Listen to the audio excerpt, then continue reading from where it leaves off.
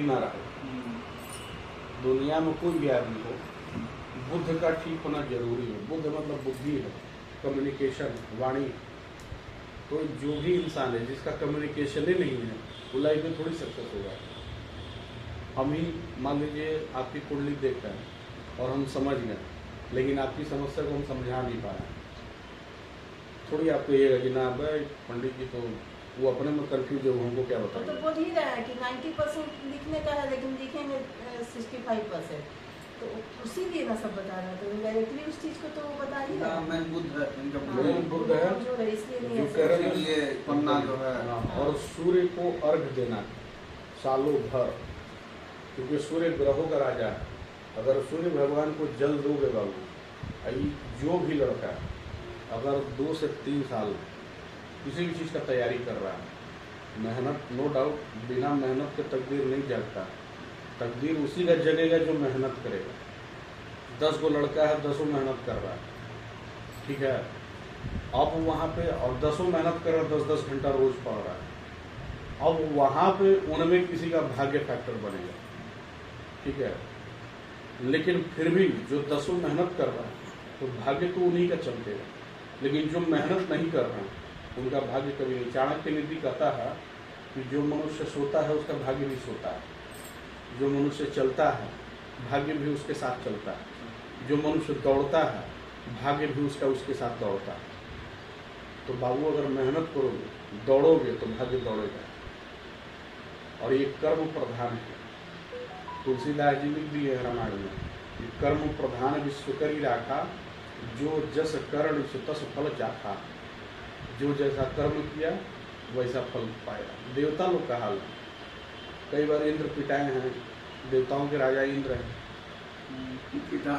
पिटाए हैं, राक्षस लोग मार के खदेड़ दिया है, या बजरंगबली लगले मारे तो चाहे देवते लोग श्राप दिए हैं। श्राप दिए। गौतम ऋषि श्राप दे दिए, ब्रह्मा जी का श्राप मिला है, नारद का श्राप मिला है, बहुतों कहानी है। इंद्र के देवता हैं, इंद्र देवों के देवता, देवराज इंद्र है, देवताओं के राजा हैं, लेकिन बेकार हो गए हैं। कहने का मतलब है कि कर्म अगर गड़बड़ किए, आप किसी भी अथॉरिटी में हैं, गलत कर्म किए तो परिणाम फिर आपको झेलना पड़ जाएगा। तो कर्म तो महान है। इसमें ये क्या है, ये ज्योतिष भी जो है कि ये ग्रह है वो ग्रह। कोई लड़का बचपने से तेज होता है, कम उम्र का है, बचपन से बहुत तेज है।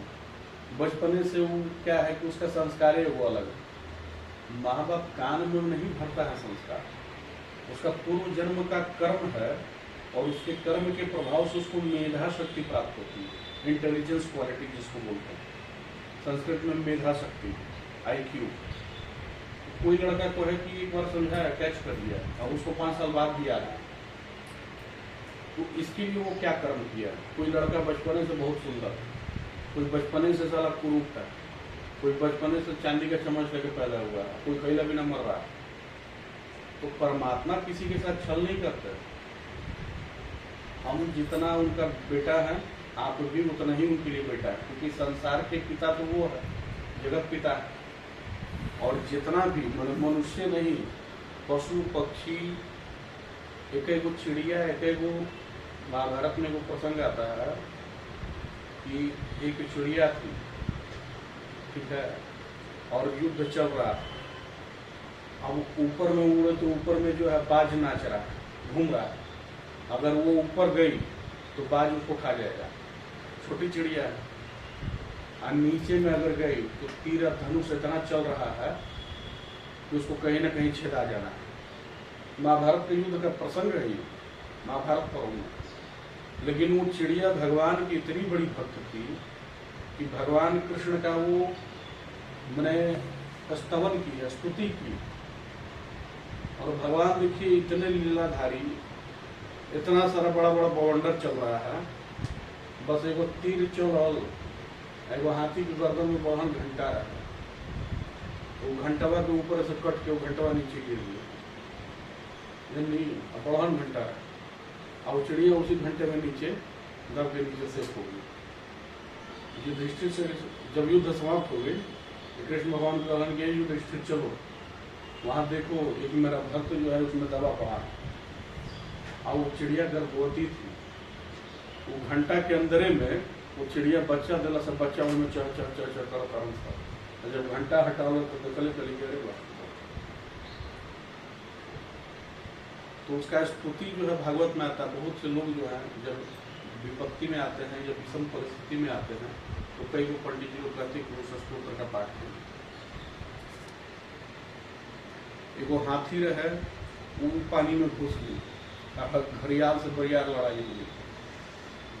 पुष्पदंत हाथी के नाम पर उसको बहुत घमंड रहा।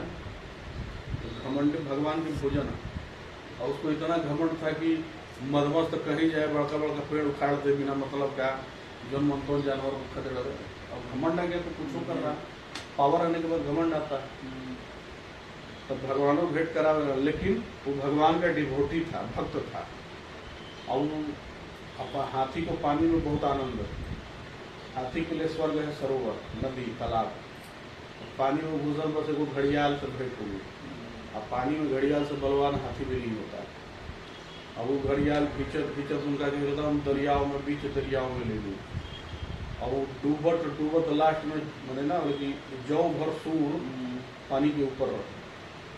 जब सारा बल उनका थाक गई तब भगवान कृष्ण के, भगवान नारायण के स्मरण कैलन, एकदम स्तुति कैलन। वो स्तोत्र एगो बा गजेंद्र मोक्ष। गजेंद्र यानी गज के राजा, गजेंद्र मोक्ष स्तुति है भागवत में। तब भगवान जो है चक्र सुदर्शन लेके प्रकट हुए, उसे घड़ियाल को मारे और हाथी बचा। अच्छा, वो घड़ियाल भी पूर्व जन्म में एक देवता था जो किसी श्राप के कारण घड़ियाल बना। भगवान उसको भी उद्धार किए और इसका भी उद्धार किए। तो भगवान की भक्ति से बढ़ के कुछ नहीं है, भक्ति में ही शक्ति है। लेकिन भक्ति का ये मतलब नहीं है कि फोटो भी बैठ गई और काम करना छोड़ दिए। सादर मनमोहु एक आधारा, दैव दैव आलसी पुकारा।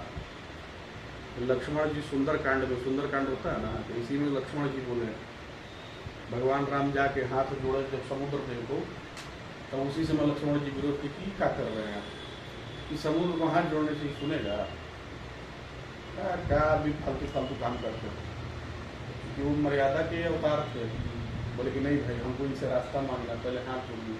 तो 3 दिन तक हाथे जोड़ते रह गए। उसी में सुंदर कांड में है कि मंत्र न यह लक्ष्मण मन भावा, नाथ दैव कर कौन भरोसा। लक्ष्मण कितना बड़ा बात कर रहे हैं कि हे नाथ, देवताओं का क्या भरोसा करिएगा।